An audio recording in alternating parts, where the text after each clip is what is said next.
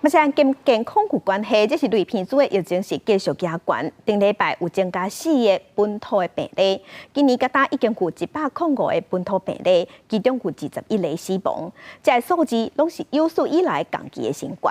另外，今年肠仔病毒的疫情嘛反常，即马秋冬啊搁咧流行。顶礼拜全台湾就免2万人去医生看，这嘛是10年来降低的新高。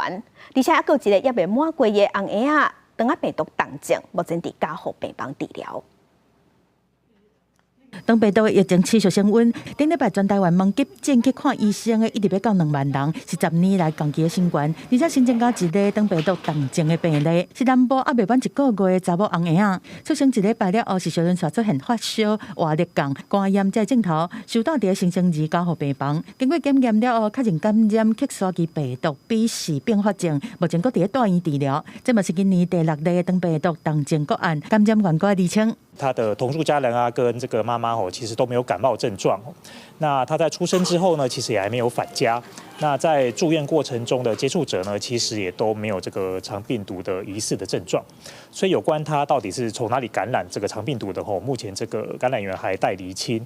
另外，类鼻疽的疫情嘛发出警报，顶礼拜新增加4例本土类鼻疽的个案，其中3例是住伫高雄，1例住伫台南，年岁拢是伫60多岁到70多岁，拢有慢性病史，目前搁伫大院治疗。加起来，今年已经有105例本土类鼻疽的病例，拢是伫风台过后发病，其中21例死亡，拢创历史上降低的新高。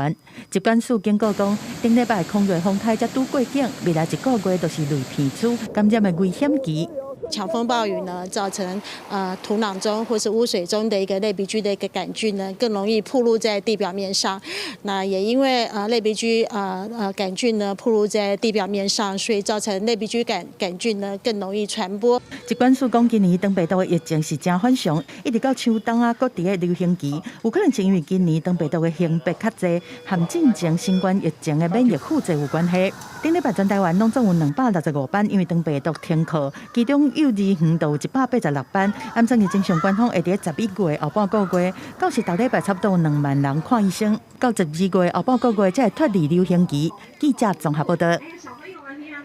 国际新闻来关心全世界焦点，这是美国总统。